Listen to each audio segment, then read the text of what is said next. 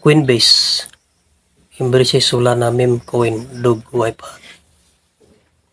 Ibig sabihin, ang dog wipe hat na meme coin ay malis na sa Coinbase. Welcome sa aking munting channel, ang Crypto Joel. Sa gabing ito ay may share naman ako sa inyo na magandang token o may potensyal na talagang tumaas ang value kapag malis sa Coinbase. Pero una ay ang aking mga video ay for educational purpose only, hindi ito financial advice. No research muna bago subukan ang kahit anong mga crypto o meme token na aking i-share sa aking mga video. Okay? So, batay sa You Today. So, credit sa You Today sa kanilang vlog na ang Solana meme coin na dog wipe hat, isa sa pinaka sikat ngayon na meme token. Sabi nga nila parang maging next Pepe. Itong dog wipe hat na malis na sa Coinbase. So, bakit akin itong i-share sa inyo? Sapagkat ang Coinbase ay isa sa mga top 10 na cryptocurrency exchange sa buong mundo na talagang mataas ang percentage nito kapag malis ang anumang token. No? So, basahin muna natin ang article bago ko ipaliwanag ng gusto. So, ayon kay Alex Dobiana, perpetual future for Solana based meme coin dog wipe hat will soon be available on Coinbase International. So, sa future pa ito. Pero pagkatapos nito, pwede na itong matrade sa spot trading, no? So, depende yan sa exchanger, no? So, ito ang mukha ng token o meme token nito, ang dog wipe hat. Talagang sikat ito. So, Coinbase International Exchange has announced the listing of perpetual future tied to Solana-based meme coin dog wipe hat in its Thursday post on the social media and Twitter nila, no?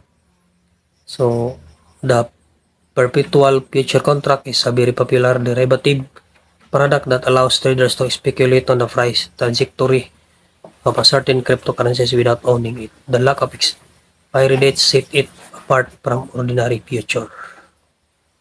So, pero kapag sumubok ka sa mga future, lalo na itong perpetual future, kailangang experience ka na trader. So kung baguhan ka pa lang, tulad ko, punta lang tayo sa spot trading.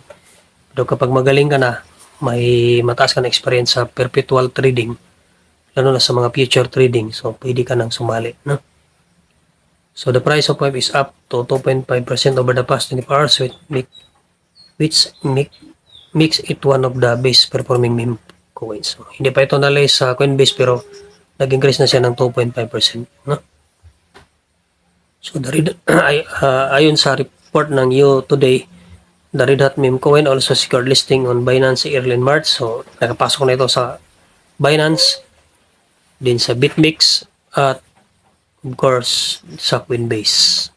So, dato is all available. Pwede nating matrade sa Gitaya, Whitebit, Unix, Mix, no? Binance accounts for more than a third of the exchange total volume.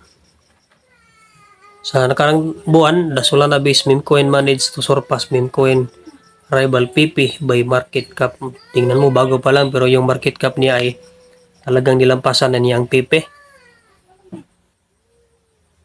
So, ang PP ay 2.5 billion. Ay, hindi. Ang Dugay pa ay 2.5 billion. Ang PP ay 2.1 billion. Talagang nalampasan na niya. However, it is worth noting that both tokens are now down more than 30% over the past week amid the market rout. Siyempre, mapula ang market ngayong mga week na ito, pero baka bukas ma-change na yan dahil sa Bitcoin halving, no? So, sabi ko na kanina, bakit talagang pwede niyong subukan ng Dugay Pat kung mayroon kayong pantalpak, mayroon kayong pundo. Kasi ang history kasi ng Coinbase sa lahat ng mga exchanger o centralized exchange tulad ng Binance at saka Bit.io or any ng mga top exchange, tier 1 exchange sa buong mundo. Ang Coinbase lang ang nagbibigay ng 90% o 91% ang pag-increase sa value. Example, ang value ngayon ng Dog Wife Hat ay nasa 2.71 per token. So kung yan ay times natin ng 0.91% in decimal value, ibig sabihin yan ay mag-add siya ng 2.41 dollars. So kung i-add mo yung 2.41 or 2.46 plus 2.71, nasa 5.17. Hindi ako nagkakamali. So ibig sabihin kapag malis ito sa Coinbase, yung 2.71 ay magiging $5. So ibig sabihin ang $2 ay magiging $5. So ibig sabihin nasa 2 to $3 ang kanyang additional value. So talagang increase ng 90%. So 10x kapag malis ito sa Coinbase. Kaya marami talagang nag-abang dito kapag malis ito sa Coinbase. Kaya kung may pang talpa kayo, subukan mo na. Para halimbawa bumili ka ng 1,000,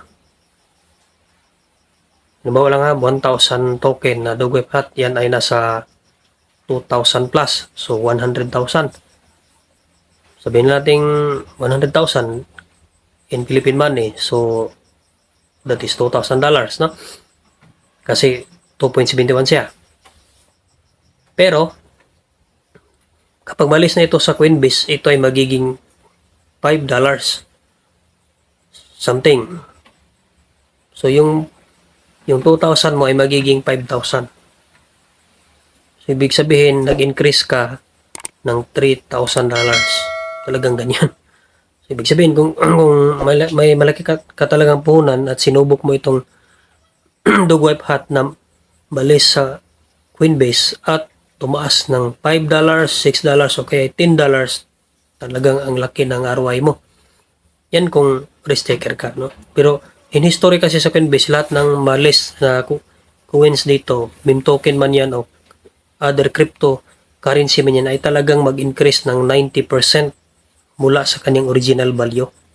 So ibig sabihin talagang mataas ang ROI nito. So marami talagang nag-abang nito, kaya pwede nyo subukan. Pero uli, invest what you can afford to lose, then research muna.